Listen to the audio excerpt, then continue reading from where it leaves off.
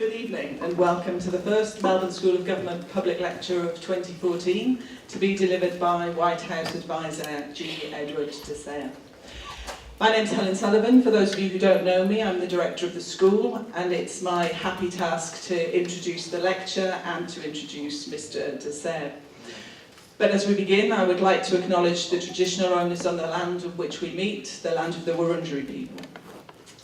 Use of the term global financial crisis is guaranteed to provoke a strong reaction amongst an element of Australian society, I've discovered, keen to point out that it didn't happen here, and so it can't be called a global crisis. Now, we could spend a good while debating that point, and also debating the merits and short and longer term impacts of the government of the day's infrastructure and economic stimulus packages. And certainly tonight affords us an opportunity to compare Australia's experience with that of the US, where the idea of a global financial crisis was not disputed, and not only by virtue of the curious quirk of the American disposition that assumes, as with the World Series of Baseball, that a US event is necessarily a global event. There's no doubt that in the US the financial crisis was real, was keenly felt, and prompted the passage of the $787 billion American Recovery and Reinvestment Act, the implementation of which was overseen by this evening's speaker, Mr. Edward Desayer, serving then as Special Advisor to President Barack Obama. The fact that the Act was ever passed is quite remarkable given the political debate that swirled around it, including letters to the press and indeed to Congress, from competing groups of economists arguing passionately why the proposal was a good thing, a bad thing, and demonstrating above all the way politics trumps economics, even amongst economists. What is perhaps more remarkable for public administration scholars used to the inevitability of implementation failure is that the report of the US Government Accountability Office to Congress published last month not just didn't berate the implementation of the Act for numerous failures, but instead identified good practice and lessons learned. This evening, Ed is exploring a related but deeper question that is also of enormous relevance to us here in Australia. The question of the strength and the vitality of federalism. Jumping off from a quotation from Benjamin Franklin, "Is the sun rising or setting?" Ed will explore whether, given the lack of fiscal discipline at the federal level, the huge fractious debates over policies ranging from healthcare to immigration, and the strain that these are placing on federalism, whether the Republic will survive, and if so, for how long. Mr. Desayer is uniquely equipped to answer this question. A public finance scholar, teacher and advisor, as well as an experienced bureaucrat, Edward is a veteran of the United States public administration scene. Educated at Cornell, University of the School of Industrial and Labour Relations, and the Wharton School at the University of Pennsylvania, Mr. Desayer has had a lengthy career in public service, usually in overseeing complex fiscal challenges. He was the founder and president of the Public Financial Management, the United States' largest independent financial advisor to governments. He served as tenured professor of public management and finance at the University of Maryland, and was a senior lecturer at the University of Pennsylvania. He currently serves as the Executive Director of the State Budget Crisis Task Force, chaired by Paul Volcker and Richard Ravitch. He is the author of numerous publications, including the Presidential Appointees Handbook. At the National Academy of Public Administration, he served as Vice Chair and co-authored the first Fiscal Future Report in 2005, warning of the coming federal deficits. He was awarded the Kenneth Howard Award for Career Public Service in Financial Management by the American Society of Public Administration. So you'll see that Edward is, as I say, uniquely equipped to both pose this question and also offer us some guides towards how we might answer this question, both in the context of the US, but also in our own context. Ed's going to talk for about 40-45 minutes, but he is, as we are, keen for question and answer, so there's going to be plenty of opportunity for that this evening. We have a number of microphones that will roam around the room, and the Q&A will be facilitated by my colleague, Professor Janine O'Flynn. So with that, I would like to invite you to welcome Mr. Edward Desayer to the stage. Thank you.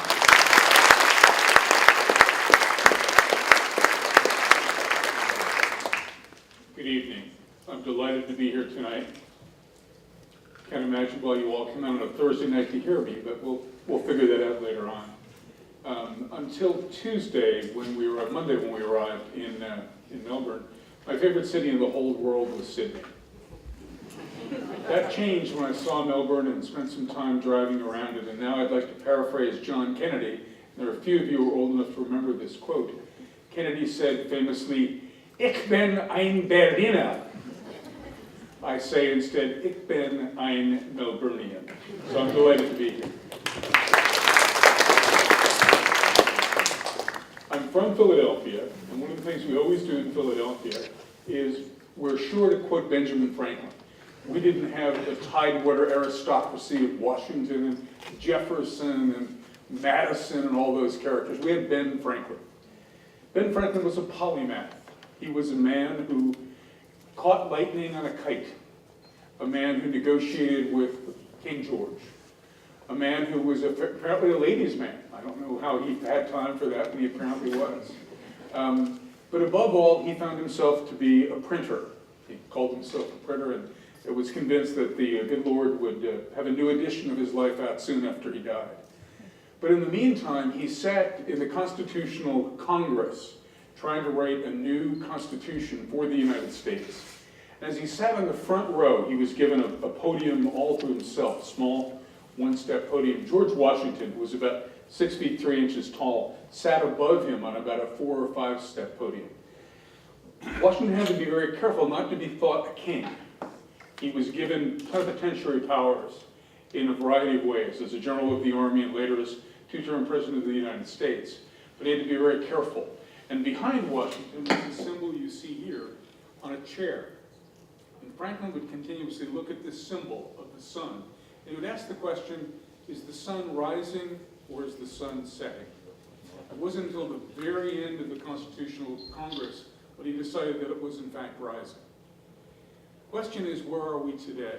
Are we rising or setting in the United States? I'm not a man who is a proponent of American exceptionalism. I think we may have been in the right place at the right time with the right natural resources. But I'm not sure that our policies... You've lost your No, microphone. I'm sorry, we're having trouble hearing you. Right? How about that? Thank you. Thank you very much for letting me know. I'll put this back on, hopefully in a way that it will stay.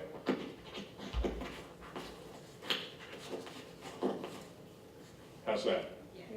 Good. I'm not a proponent of American exceptionalism. I think we may have been in the right place in the right time, and we're very fortunate as such. Australians were similarly fortunate and continue to be. A brave group of people came to the continent and made a great fortune of it. What will happen along the way? Right now, the United States, as I'll mention in a moment, lacks fiscal discipline. Some of it was tactical to deal with the problems of the global financial crisis, but some of it is systemic. It's a long inability to match expenditures and revenues, and we'll talk about that in a moment. Is Australia a model? I've read the mid-year financial outlook published by the government. I see that there is ahead of you a blip on the horizon. I'm only going to call it that because I think it will be well solved by this government and by the governments of the future. I think the budget crisis, if there is one in Australia, will be short-lived and well taken care of because the fiscal capacity that you have, as I'll demonstrate in a moment, is very strong. A problem I've been working on for the last 2.5 to 3 years has been the problem of fiscal federalism and federalism overall in the United States. The United States is a federal republic. It was established as such. All powers not given to the central federal government were retained by the state. Over time, the federal government has forgotten that in a variety of ways. Australia has created COAG, and I love COAG. I think it's a wonderful thing. There are those who say, oh, it doesn't work, it's not, but at least it's a recognition that the states, the federal states, have a strong responsibility to co-convene, to co-create, to co-govern with the federal government. Whether that is in fact true or not is something you'll have to tell me. But I think the idea is one that is well used and well useful in the United States. This is, and it's hard to read this, I know, for many of you, but this is from the mid-year economic financial outlook of the Australian government in red. The United States will most likely avert another shutdown in 2014. They were right, we did. Of more concern is the continued uncertainty around fiscal policy, which has raised questions about the ability of the United States political system to compromise to achieve workable solutions to longer-term fiscal challenges. I couldn't have said it better myself. It was the Treasury of Australia appropriately calling into question the fiscal policy of the United States. I may have to stay at Melbourne. I've been on Melburnian. They may have let me back into the country after this treasonous talk I have today. But Australians recognize, as does the rest of the world, that when the United States has a cough, the rest of the world often gets sick. So the importance of the US economy is very great. Again, I'm not an exceptionalist, but I'm simply stating a mathematical certainty. So we do need to think about the nature of fiscal policy and fiscal rectitude in the United States. But there are different structural and policy considerations that are simultaneously bearing down on a Congress and a presidency that has not been able to act in a terribly responsible way, terribly often, just as your Treasury said, we're not sure about the ability to compromise to achieve workable solutions. That's true, and the question is, should we scrap the Constitution and move to a parliamentary system? Interesting. But more importantly, what size military does the United States really need? About 50% of that, which is the monies in the United States budget, which do not go to direct benefits, Social Security and medical benefits. But 50% and growing is spent by the United States military. Is that a good idea? What role do we have in the world? Are we still the world's policemen? Is it necessary, as we have prepared our military, to be able to fight 2 wars simultaneously? That's the doctrine of the United States, to be able to fight 2 wars simultaneously. We size our naval fleet, we size our Army, we size our Air Force to be able to fight 2 wars simultaneously. Certainly in Afghanistan and Iraq, we did that. At the same time, we fought 2 wars. Very expensive. Should global economic stabilization impose a unique burden on the United States? Should we have to provide fiscal policy or monetary policy? Most recently, we, along with the rest of the world, have driven interest rates down to essentially functionally zero. What that does is it stimulates the economy in the United States and globally, but many argue that it creates a real vulnerability for the United States and also thus for the globe, because as we've seen in the last month, and I'm not unvulnerable, if that's a word, from the correction we just saw in the stock market, as the Fed begins to tighten even slightly, or unloosen, if you want to think of it that way, the economy, the global economy, understands the nature of that problem, and it reacts as the United States stock market has reacted. Are US taxes too high? We'll look at that in just a minute. What is a wise immigration policy for the United States? We have very carefully restricted the flow, even of the most talented among the world's engineers, scientists, doctors, to the point where, as a nation of immigrants, we don't see the kind of flow of talent we might otherwise like. We probably have somewhere in the neighborhood of 20 million undocumented individuals in the United States. What do we do about that? These are all the kinds of questions that the Congress has to debate. How's Congress doing? Only 9% of the people in the United States believe that Congress is handling its job well. 91% either don't have an opinion or, in most cases, disapprove of the way Congress is handling its job. The President does a little better, both because of his popularity and because of his policies. He's up somewhere in the low 40s. But more than half of the people in the United States disapprove both the way Congress is doing its job and the way the President is doing his job, although the President is doing better than Congress. US fiscal discipline, federal deficits and debt, state deficits and rebound, and municipal bankruptcy. Right now, I'll start with the last one. The city of Detroit, the city of great automobiles, is bankrupt. It is not just technically bankrupt, it is absolutely bankrupt. There's a reorganization program going on between the creditors, the pensioner creditors, the debt creditors, the merchant creditors of the city of Detroit. First time it's ever happened. Nobody knew, well, I'm sorry, at scale. There have been several cities, particularly in California, that are experiencing similar problems. Isn't that a terrible thing, that you can't rely on the full faith and credit of the city of Detroit, one of the major cities in the United States? And there are those who say that there will be contagion. Recently, the state of Puerto Rico, the territory of Puerto Rico, which functions like a state, was downgraded to double B, junk bond status, by Standard & Poor's, day before yesterday and the day before that. Right now, their bonds have an 8%, 8.5% tax-free yield in the United States. 8.5% free of federal income taxes. The nominal yield, you can do the numbers as easily as I can, is probably 12 or 13% after tax. Not good, not good. Federal deficits and debt. When the federal government is, oops, I'm sorry, should have got this, that's one of my transition slides. When the federal government has a deficit, it adds to the debt. There is no capital debt. There's no debt to purchase long-term capital items at the federal level. So deficits accumulate into debt. Right now, the debt to GDP ratio in the federal government, debt to GDP is over 100%. Over 100%. We'll see how Australia's in a moment. State deficits. The states have been, because they cannot legally have a deficit except on the revenue side, the states have been doing better. Things are getting better for the states because they have a discipline in their constitutional structure. But together, the three levels of government are what I call the Cerberus. I always say that improperly. The Greek three-headed monster. The federal government, the state government, and the local governments aren't helping each other. They're in fact attacking others or trying to find ways to rapaciously transfer the burden from one level of government to the other.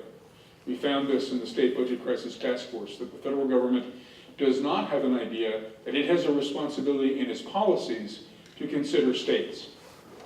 We asked famously, a colleague and I were with one of the leading politicians dealing with fiscal issues in the United States, and we said to him, sir, when you do your budget at the federal level, do you consider its impact at the state and local level? His answer was no. The no meant that he not only didn't consider it, but perhaps didn't consider that considering it was worth considering. No. This is a history from 1973 out through 2023 by the Congressional Budget Office of the nature of fiscal policy in the United States. When I was at the Office of Management and Budget in 1996 through 1999, we actually managed to balance the budget for the first time in a generation. I won't take credit for that, a lot of people did it, but we actually brought the budget into balance and had surpluses. Those are those little pointy things you see going above it. Below the line, including during the American Recovery and Reinvestment Act from fiscal 2008 through fiscal 2010, we've accumulated massive, massive, massive deficits. We would be thrown out of the European Union if we had deficits like this. We would be Greece. We would be treated as a pariah nation in terms of our financial standing. Because the US is so big, we haven't been. We've been showing that it's possible to run deficits as far as the eye can see with no discernible impact, other than the fact that our credit rating has gone from a AAA to a AA. This is a kind of a look at revenues and outlays. Outlays have gone up, revenues have gone down at the same time. Revenues have been down as low as under 16% of gross domestic product, at the same time that expenditures were over 22%. Again, that was mainly during the response to the global financial crisis, the American Recovery and Reinvestment Act. The debt held by the public, as opposed to the promising IOUs, the promises and IOUs that go to pensioners, is increasing dramatically and will increase, according to the Congressional Budget Office, out through 2023 with no surcease. There is no outlook for bending the curve backwards. CBO just put out a report yesterday. I haven't updated the slides to reflect that. It said things are going to get a little better in the near term and a little worse in the longer term. I'll update the slides next week when I get a minute. But the trend is the same. So there we go with our debt, our deficit, and no prospects for change. Is that good fiscal discipline? I don't think so. Let's compare Australia. The United States was over 100% debt to GDP ratio. Right now, Australia is at about 21%, 20.7%. This is probably a year old, or a little less maybe. Australia's doing pretty well. Their debt has increased over time, but it's still a very manageable 20% of GDP. The United States, as you see here, it's at 90% in this projection. That was 2010. It's over 100%. Australia, by contrast, is among the lowest of the OECD countries. These are the developed countries that are part of the OECD. So is Australia a model for fiscal discipline for the United States? I think so. I think so. It's a place we can look to for policies and ideas and thoughtfulness. And I feel like that to you. Again, there's a blip in the road. There's a speed bump out there that has been identified and has to be rectified. But you start from a base that's very good. What does it mean about taxation? The United States is one of the lowest taxing as a percent of GDP nations in the world. We simply don't trust government enough to be able to raise our taxes. We don't think the money will be wisely spent. A majority of the people, not me, a majority of the people don't think the money will be wisely spent. As a result, we struggle. Australia, again, is a relatively low tax state, or tax nation, excuse me, but given the fact that they've been able to balance their budget, given the fact they've been able to keep their debt at a reasonable level, they have the capacity to sustain additional circumstances. Denmark, Sweden, Belgium, all high-tax, high social service providing states along the way. This is the federal view. This was the federal view. Okay? Deficits, continued deficits, increasing debt burden compared to Australia. But at the same time, our states are roughly half of the expenditure net in government. States spend about half the funds in government net. When I say net, what I mean is, I made so I put that slide in. Did not put that slide in. Sorry, just checking. They're net about half the expenditures. And what I mean by net, the federal government passes a certain amount of money through to the states. The states then spend that amount of money. The federal government spends about 18% of GDP once you take away the money that goes to the states. The states spend about 16%. Together they spend about 34% of GDP. So the states are every bit as important in large measure as the federal government is. What did we find? 2.5, 3 years ago, Paul Volcker wasn't busy enough with the international financial crises that he dealt with financial regulation issues. He and Dick Ravitch, Dick was the former lieutenant governor of New York, along with Joe Califano, former Health and Human Services Secretary, Nick Brady, Secretary of Treasury, George Shultz, Secretary of Treasury, Alice Rowland, former head of the Congressional Budget Office, the Office of Management and Budget, and Vice Chairman of the Fed, concluded that the existing trajectory of state spending, taxation, and administrative practices cannot be sustained. The problem is not cyclical, it's structural. The time to act is now. This came from a report issued a little over about 18 months ago, roughly 18 months ago. So not only is the federal government in trouble, but we see a similar kind of pattern emerging in the states. Why? Obligations are rising faster than the ability to meet them. The rising cost of unfunded pensions. Now, we weren't as smart as Australia. We still have major defined benefit programs which can grow at an unrestrained rate, especially if politicians retroactively provide benefits to beneficiaries. Who would retroactively give somebody a beneficiary? How about the state of California? Governor Gray Davis, God bless him, retroactively gave pensioners an additional accumulation percentage for work they'd already done, because he said we have lots of money and these pensioners ought to be rewarded. Not just the people on pensions, but the people who are going to get pensions or retroactively granted a benefit. Happened all across. Detroit did the same thing. My own hometown, Philadelphia, did the same thing. So unfunded pensions continue to pressure. The effect of the federal deficit on states is not known. And finally, the Affordable Care Act, I skipped infrastructure on purpose. The Affordable Care Act, our try for universal health care, has an uncertain effect on states. We don't know what it's going to be yet, but we'll see what's been happening. This is a look at state revenues. You talk about falling off a cliff during the global financial crisis. The states fell off a cliff dramatically. They still haven't gotten back. This is about a year old. They still haven't gotten back to the point where they were in terms of revenues before the GFC hit. Medicaid spending, the spending on healthcare for the indigent, healthcare for the indigent elderly, has been increasing at a rate faster than education spending for K through 12. Education spending for K through 12 is around 20% now. Medicaid spending is about 24%. Medicaid is an entitlement. We must, in the United States, fund healthcare for the poor, healthcare for the aged through the Medicaid program.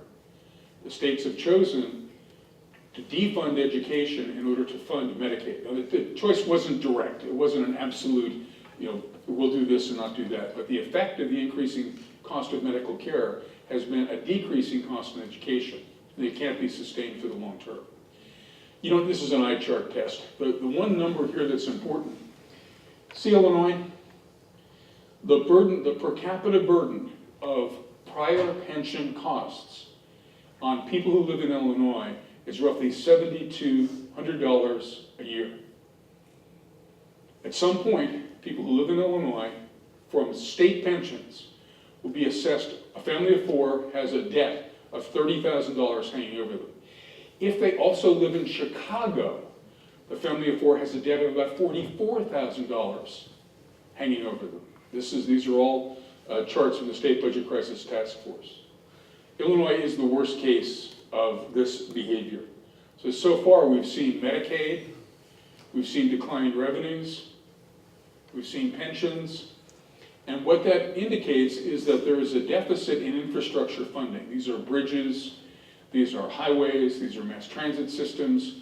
They are underfunded by somewhere in the nature of between 6.2 trillion and 8.1 trillion, depending on whether you look at 2020 or you look at 2020 through 2040 and add them together. So not only are we not funding K through 12 education, we're also not funding infrastructure, water supply, aviation along the way. Federalism. We're switching from deficits to federalism. I want to make sure I only take my allotted time. The powers not delegated to the United States by the Constitution nor prohibited by it to the states are reserved to the states and respectively or to the people. Ain't happening. What we find is states and localities aren't building infrastructure. They aren't properly, this is from the Budget Crisis Task Force, aren't educating people, having difficulty maintaining public safety and a social safety net. The federalism that was envisioned by the US Constitution is not happening, especially from a fiscal point of view. And there is no mechanism, there's no COAG. There used to be something called the Advisory Committee on Intergovernmental Relations, where there could be a redress through this mechanism to the federal government. It doesn't exist. It was abolished under President Clinton as a sop for our balancing the budget. It was one of the ways we balanced the budget was to agree with Mr. Gingrich that we would abolish certain programs, and this one didn't cost very much, and we abolished it anyway. This is a slide, I'm sorry, this is a slide I forgot I had. Federal government spends about 18%, local government spends about 16%, the total is 36%. There's a rounding error in there somewhere. I have to fix this slide. It's actually closer to 34 or 35%. I did this slide by hand the other day, and I made a mistake, so I'll fix that next time around. The relationship that best makes up today's federalism is best described as fractured. Many states resent rules and regulations, and the federal government is afraid that states will waste money if they get it. Again, if I go to COAG, COAG is designed to promote policy reforms that are of national significance. What a contrast. Fractured federalism, cooperation. Is COAG working? You can tell me, I don't have to tell you. If so, how could we transfer it to the United States? I did it in 40 minutes. Let's see if it'll go the other way. It will. Questions, comments, ideas? Ed, you're almost too efficient, I think, for us. Oops. Okay, questions from the floor? Yeah. We have mics somewhere. Is there a mic on this side for this lady? Here it comes.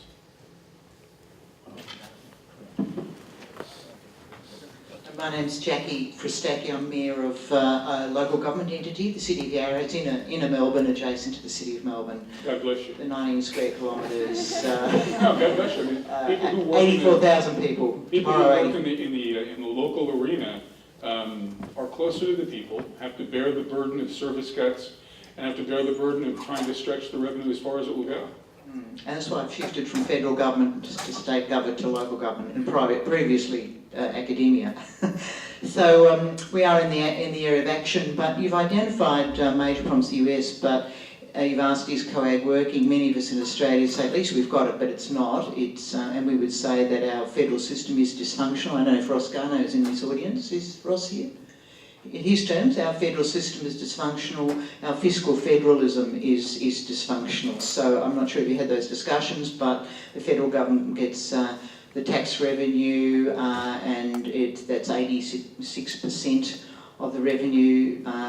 State about 16%, local government under 3%, 3.6 or something, around 3%. Anyway, so even though the bulk of the services infrastructure is delivered by state and local government, so we're way out of alignment with proper infrastructure. We've got a huge infrastructure gap at local government, state level, public transport, education, hospitals. So we've got the same problems you have in the US, but we don't have the debt levels, and we think we should go into debt because infrastructure builds productivity and capacity. Our transport costs are the highest in the world. They're higher than your costs, and that's built into the cost of labour, goods, services, and anyway. So we've got the same problems. I'm not sure I've got my question, but what advice would you have for Australia in how to overcome our own dysfunctional fiscal situation between the three tiers of government?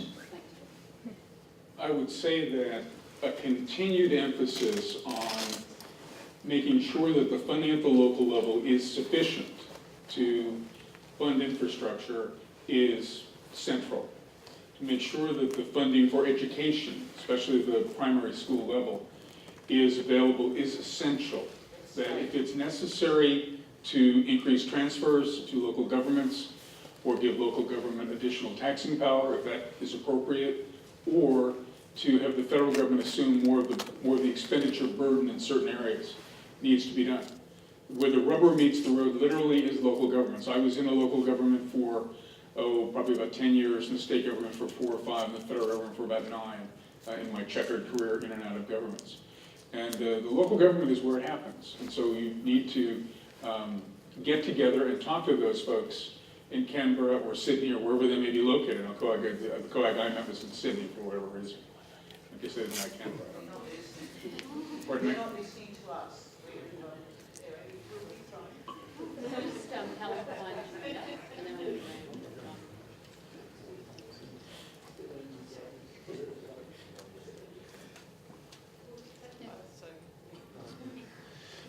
Thanks, Edward. My name's Eric Zimmerman. I have a question relating to the US dollar and the future of the dollar. As a relative outsider with a $17 trillion debt and interest rates of 0, if interest rates were to normalise at 5 to 6%, the interest alone would be $850 billion a year in the US. And I'm guessing at the moment that the reason they can fund that debt is due to the very low interest rates. So my question relates to the future of the US dollar, because at the moment it seems to me at $65 billion a month the US is printing $112 million an hour. And how is that sustainable, and what is the future of the US dollar? Thank you. Well, they don't have to print it. That's the nice thing about it, is they don't print it. They simply use accounting to move it from one place to another. There's not additional money being printed per se. There are bonds being bought in the easing. The real question is, what is the future of the US economy? The future of the US economy is what the dollar is resting on right now, and the confidence that the rest of the world has in the US economy. It's been a good economic engine. It's been a thoughtful, strong economic engine. It had a bad patch from 2008 to 2010. I think the sense is that the global growth the US economy at 3 or 4% a year, somewhere in that range, 3.1, 3.2, 3.3, will be sustained over time. The chart I didn't use was the corporate profitability chart. It's a new shirt. The chart I didn't use was the corporate profitability chart. Corporate profitability in the United States is off the map. It's so high that it's unbelievable. I think at some point, as the Fed begins uneasing, moving its easing off, and begins to taper, if you will, a little bit, the easing, that we'll see the corporate profits continue to maintain themselves even with a slightly higher interest rates, because interest rates will go up. The dollar is currently the reserve currency. What else would you have be the reserve currency? The yuan? The euro? So as a reserve currency, people have to believe in it. And so there's almost a kind of a Wizard of Oz sort of, what's behind the curtain. I think we're going to see continued growth of the US economy. As a result, the dollar will be relatively stable over time. That's my belief. The real question is, can we get the stomach to put in place either the reduction in expenditures, primarily entitlements, our Medicaid program, our Medicare program, our Social Security program, or bring our taxes up to a reasonable level, thus maintaining fiscal discipline and lowering the debt. Can we do that? That's the question that's really out there. That's, I think, a bigger question than the stability of the dollar, which I think is a more global phenomenon. Thanks, Ed. I've got 1, 2, 3, 4, 5. Oh, hang on. I'll go around. Do you want to start? Yes, please. I'm an economist, I can't count. Thank you for your presentation. Comments on COAG to begin with, I couldn't agree more. It might look like it works, but that's only because we have 9 jurisdictions as opposed to 51 or so when they actually fit in a room and look like they work when they have a photo opportunity. That said, fiscal federalism is as broken in Australia as it is in the US. Now, I would love Henry Parkes to be around for the second time to actually break the Federal Council / COAG, but he's not here and I'm still waiting. If I may refer to one of your early slides, I'm just about to get laughed out of the theatre. You may raised a comment about, there it is, previous slide. Sorry. Could we scrap the Constitution? Now, in Australia, we have politicians who can't, due to 3-4 year electoral cycles, and I assume it's the same in your country, that they can't run an education campaign such that anything that monumental will ever get done. You have a National Constitution Centre and all sorts of other organisations. Would you ever hold out any hope that fiscal federalism, which will probably be the driver, would ever create a crisis such that our constitutions could be renegotiated? Thank you. That's a good question. Probably not. But at the moment, our congressional and congressional and executive balance is totally out of whack. I'm not an apologist for President Obama. I worked very closely with him. I have great respect for him. He has been unable to budge a recalcitrant Congress. It's a minority of a majority that is holding back many of the policies that even some in the House of Representatives majority would like to see move forward. Only recently was Mr. Boehner and Mr. Ryan able to pass a budget that took 0.08% off the deficit over 10 years. Everybody hailed it as this great kumbaya moment where everybody got together and went, oh, it's great. It was nothing. It was a piece of window dressing along the way. So we have a situation in which the Congress has the ability to block things, but they don't act. The question is, if we had a parliamentary system and the party in power had to be responsible for action, would that be better? I don't know. It's one of those questions that at least you raise it from time to time and try to get the people to say, oh no, we as a Congress can get things done. We really can't get things done. Well, right now they can't. And the president isn't able to either persuade them or override them to get things done. He said in the State of the Union, I'm going to act on my own, I'm going to raise the minimum wage for federal contractors. And it's very laudatory, but things aren't happening. And so it's a rhetorical question. The answer is probably not. John Langmore from the Melbourne School of Government. And in relation to that slide, I'm impressed that you put the military so high up as an issue, because economists often don't dare to touch it. I wonder if you'd like to enlarge a bit further. You didn't say any more about it.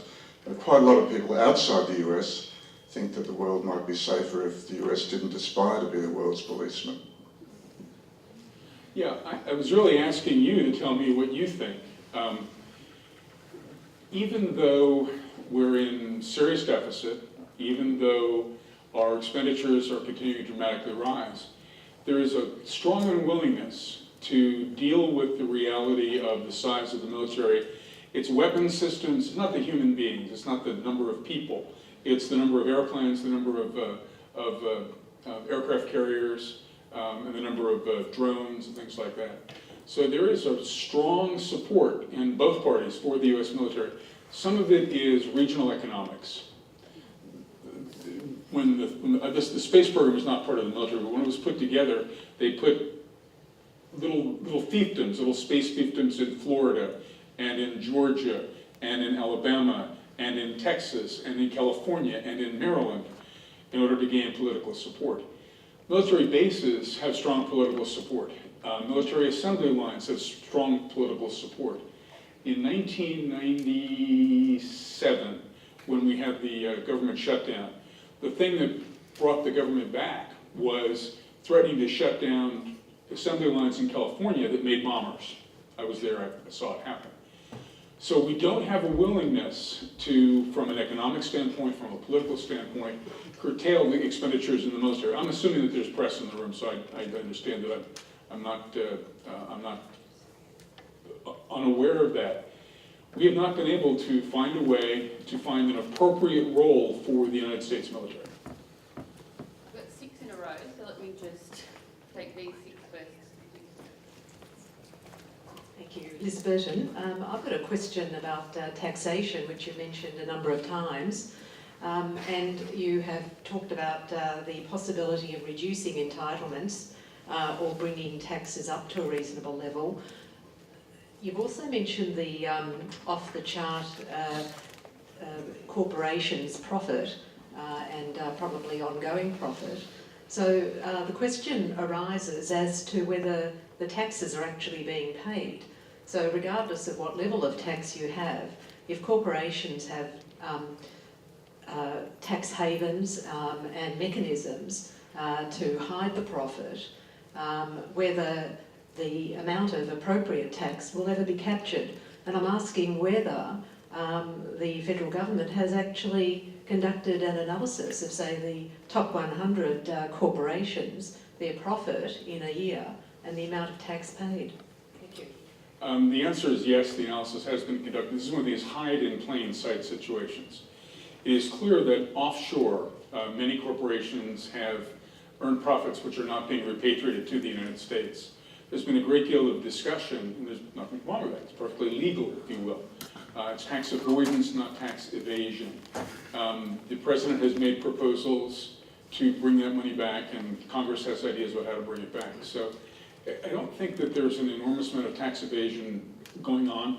The Internal Revenue Service is quite good at that. But the question is, should global companies be allowed to use a U.S. base, in essence, to make profit overseas? There are those who say, no, they shouldn't be able to do that. There are those who say, leave them alone. So it's a subject of controversy. I don't have a particular position on it, to be honest with you.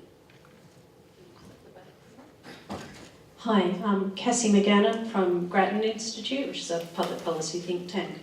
One of the debates we're having about budget repair in Australia, noting that our problems aren't as bad as what the US is facing, but we still have some work to do, is how you do that repair, whether you look primarily at revenue, expenditure, some combination. Could you tell us a bit about how the budget repair that got the US back into surplus, and also any state examples that you've been through, a bit of detail about how that was done? at the federal level, three things happened simultaneously. One, a significant constraint was put on expenditures. It wasn't draconian, but there were a lot of valves that were turned to slow expenditures down, especially in the healthcare area. We had the tech boom going on at the same time, so there was a real strong tailwind for revenues from corporate profits and from even individual incomes, capital gains. It was before the kind of the collapse of the stock market. That was the second thing. Third thing, there were some revenue enhancements, not major revenue enhancements. The answer to your question about states is, by and large, it has to be a share the pain philosophy. There has to be, you've got a problem, you've got a problem, I've got a problem. Let's figure out a way collectively to solve that problem. Governor Brown in California put what he calls a temporary tax in. I'm sure it is a temporary tax. But he also, at the same time, constrained spending in many of the programs, especially in the Medicaid program. They're very clever in California at how they do it. There's a bit of transference to the federal government, but not a lot. So what he did was he lowered expenditures in certain areas. He was able to raise taxes in other areas, and his economy got better. And so he went from being in a significant deficit position to being in a relatively good surplus position at the moment. It ain't perfect. His pension system still needs significantly more funding. But it's that share the pain philosophy, or we all have to contribute philosophy, that has to happen. That's the way to fix it.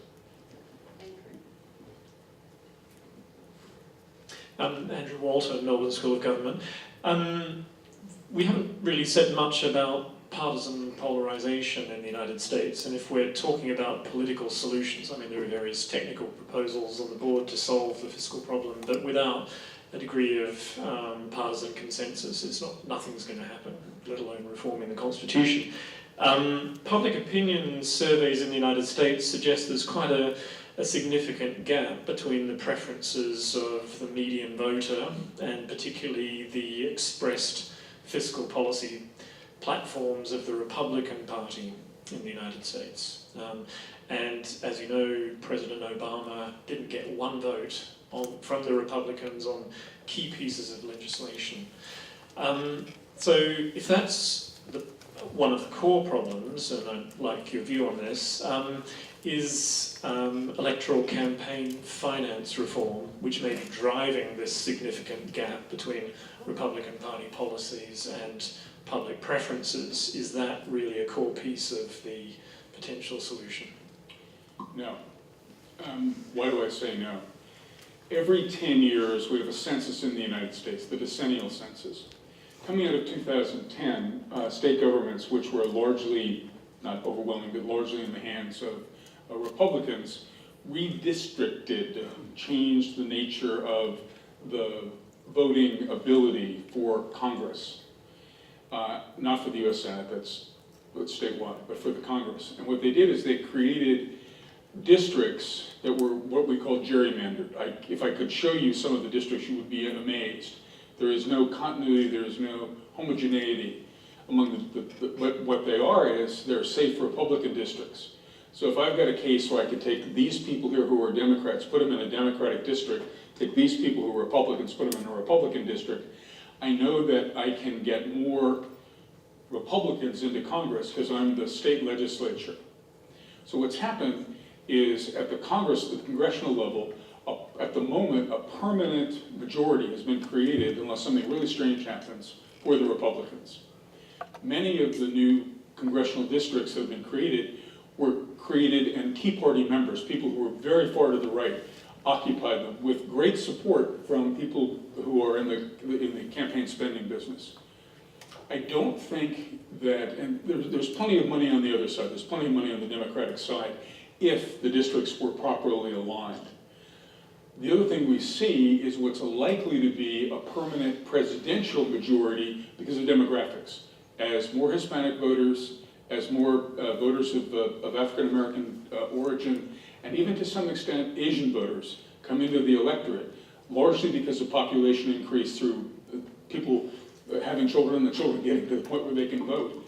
That's helping the Democrats on the presidential side, but the gerrymandering on the Republican side, the creation of these districts that are fundamentally Democratic districts on the House side, is what's creating the fundamental nature democratic politics. Politics at the congressional level, not so much the money. The money is more at the presidential level and more at the senatorial level than it is at the House level. Hello, my name's James McInnes. I work in the field of criminology. I hope this question isn't too off track. But in Australia there seems to be a growing emphasis on law and order. So, increasing sentences, and of course our prison populations are going up and prison costs a lot of money. From your experience, do you think that's a responsible fiscal policy, or should we be spending more on addressing things like social disadvantage and strengthening communities and so on, the things that prevent family violence, child abuse, delinquency, truancy and that sort of thing? Or is that just too idealistic? We have record high populations in many prison systems throughout the United States. At the same time, we see serious crime going down in many of our municipalities because of better crime fighting techniques, better crime prevention techniques along the way. So we have kind of this disjunction. California is under a court order to release people from prison more quickly. Our problem is drug crimes. Many of the people who are there, I can't give you the numbers, so I'm not an expert, are there because of marijuana, cocaine, other drugs, having them and selling them. So we have a drug problem that we have to solve somewhere along the way. I can't come to Australia, because I'm not an expert, and tell you what you ought to do to make the changes you need to make. The social order of Australia has to itself make that decision. The social order in the United States has not yet decided, although they've legalized marijuana in a couple of states, that we can solve the problem of people being incarcerated for drugs for relatively long periods of time. We had something called mandatory minimums, where you get a 10-year sentence for certain kinds of drug violations, which have just swollen our population. So I can't tell you, but I know what I think we need to do in the United States. My name's David Duncan. I just represent myself, though. I think that there are many similarities between the United States and Australia. But if I was to generalise your presentation tonight, what I take away is that there are some things that we in Australia are perhaps getting more right than you are in the United States. That was my point? Oh my goodness. It's been suggested one reason is perhaps we have fewer jurisdictions here. And I would probably agree with that. And I'd also look at the size of our nation compared to yours. But particularly the level of homogeneity that we have here historically, which has perhaps become less so recently. That's something that I'd like your thoughts on, particularly in light of the United States, which I view as being an incredibly diverse country in regards to political, religious, social and cultural views. And I'm interested in your thoughts on the issues with creating policy and government for such a diverse country, and also, by extension, your thoughts on the future of the union in light of what you've talked about with regard to the federal state, perhaps. Well, I wanted to get you to tell me that. That was part of my job today, was trying to get you to give me the comments you thought. Diversity has been a hallmark and a pride of the United States. We as Australians are largely, although we have our Native American population just as you have your indigenous population, we're largely a nation of immigrants, where people have come from all over the world. People of all religions and all ethnic backgrounds along the way. Molding social policy is difficult, but it's important to hear the voices and to listen to the voices carefully and to try to solve problems in place. Our local government representative had to leave, but that's largely done at the local level, and it's largely done with thoughtful local officials and thoughtful state officials trying to solve problems. It doesn't come imposed very often from the top, those solutions which respect diversity. So it's hard, but it's necessary if you're going to be, as we have been for a long time, a melting pot nation which continues to see minority populations grow over time. And the idea that President Obama has expressed and others have expressed of needing to be sensitive to the needs of the needy continues to be a challenge, and it has to be done. Do you think the United States is too diverse? No, it is what it is. Hi, my name's Ian Jankelowitz. In the US, with politicians like Scott Walker, there's been a lot of debate about the role of unions, particularly for government employees, driving up state fiscal deficits due to the entitlements negotiated. In Australia recently, there's been a lot of debate about the role of unions, particularly in private enterprise. In your opinion, are unions a factor to consider in the fiscal debate? Absolutely. They have a right to the benefits that they've earned. They have a right to their pension benefits. They have a right to their health benefits. Over time, they bargained for those benefits, and they should be respected. As an adversary, I've negotiated against unions from the management side. I went to labor school. I went to the New York State School of Industrial and Labor Relations. I have a tremendous respect for the unions and the union community. When we did the State Budget Crisis Task Force report, we worked very closely with the AFL-CIO as well as with the Chamber of Commerce.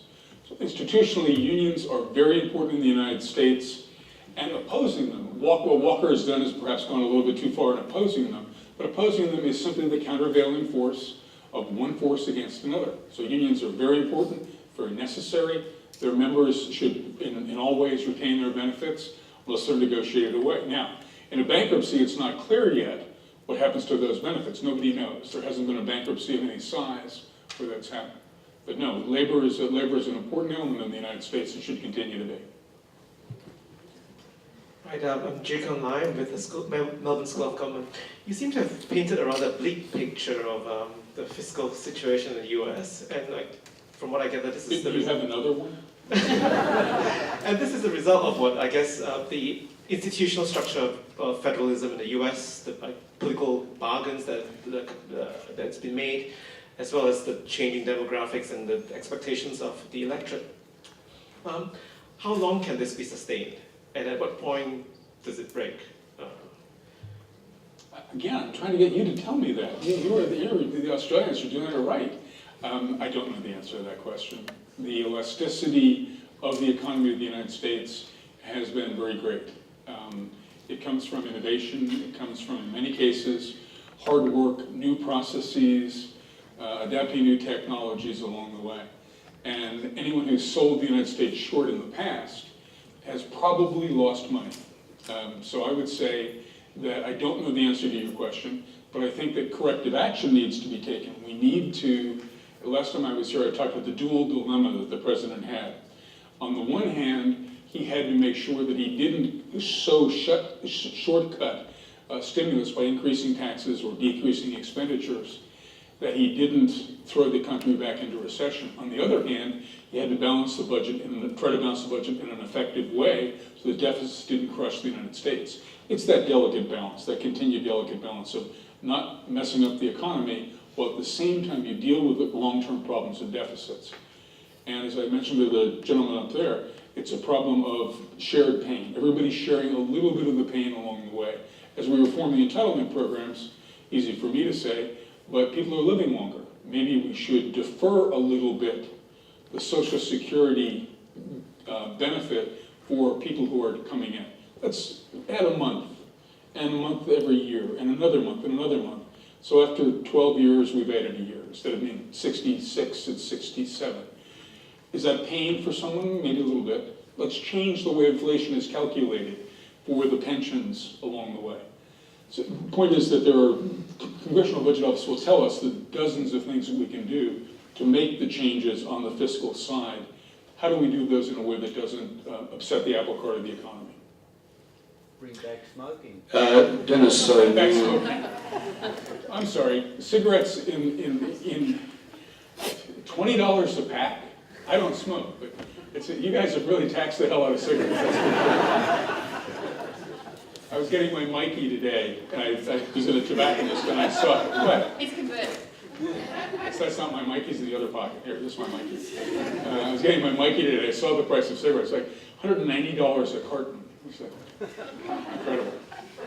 Dennis O'Neill, I'm a private consultant, mainly from the resource sector, but I have done some work in and to government. But I'm going to do my best to turn up the bleakness factor, because I think in addressing the issue of broken fiscal federalism, you've only touched the tip of the iceberg. You addressed some aspects of dysfunctionality in the Congress, the presidential powers space, and I think we can look at similar issues of dysfunctionality in our federation.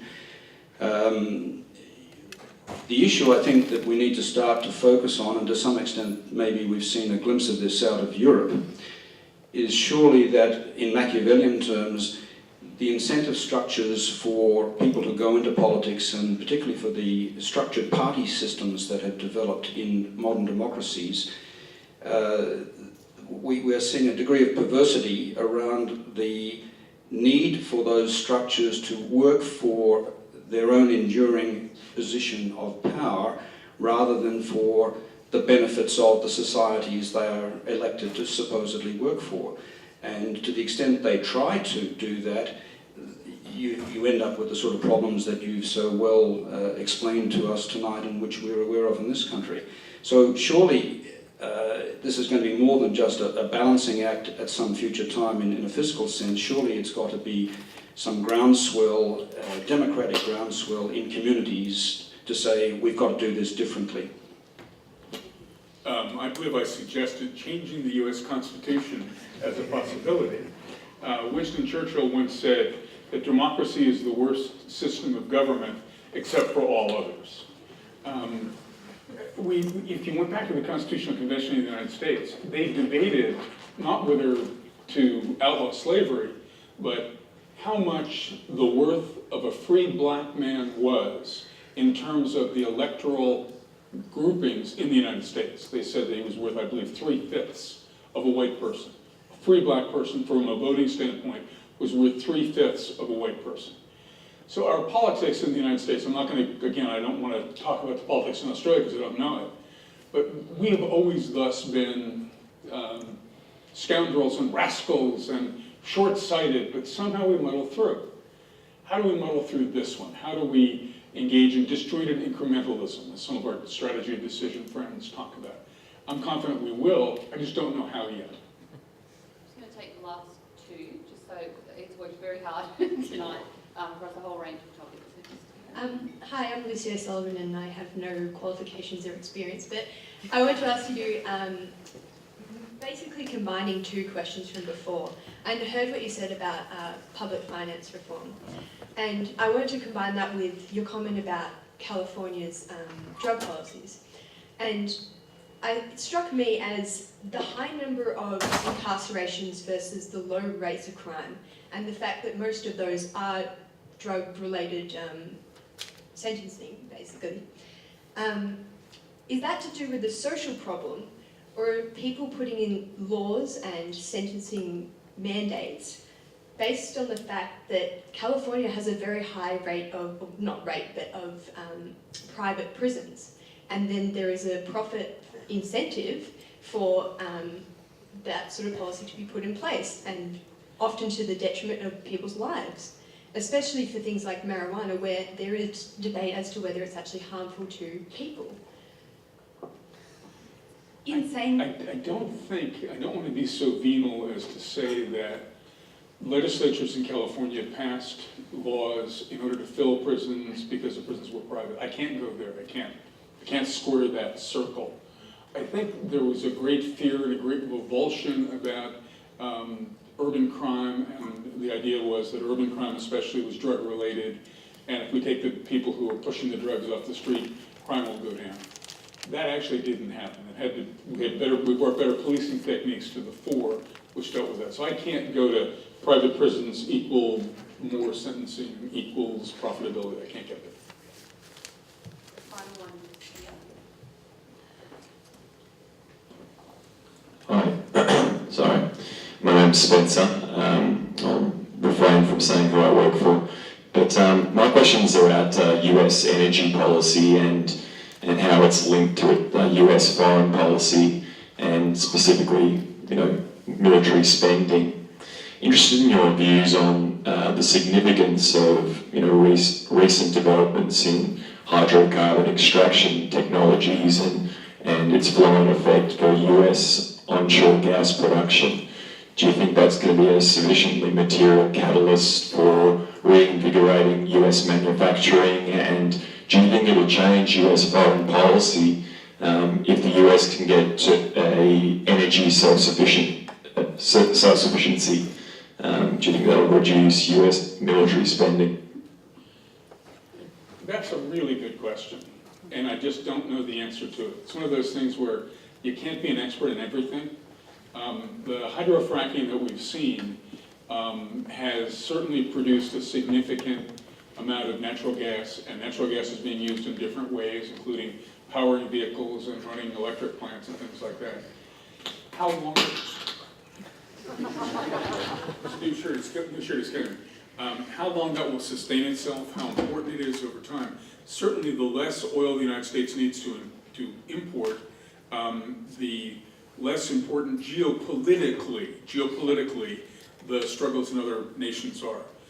I don't know that the United States, going forward, will take the fact that they're more energy independent, relatively, as strongly into account. They still have to help stabilize the Middle East, regardless.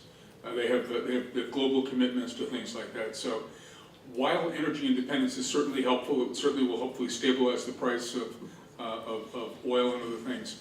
And again, I'm not an expert. I don't go quite as far as to say lower energy prices means less military spending, means peace in the Middle East. I can't square that circle either. Ed, I just want to close with a reflection on your time working on reinventing government, and thank you for giving us great value for money tonight. We've had a great broad discussion with you this evening. I want to thank you on behalf of the Melbourne School of Government and also our friends, the Institute of Public Administration of Australia, the Victoria chapter, who are co-sponsoring. My microphone's working. I don't need to need that. For co-sponsoring with us tonight, and we enjoy a really great relationship with IPA, and so we're very pleased to put this on with them tonight. Thank you very much. I know you have an incredibly hectic schedule in your time in Australia, and I just want to thank you very much for now making Melbourne your favourite city, and we welcome you back at any time. I haven't been to Hobart yet.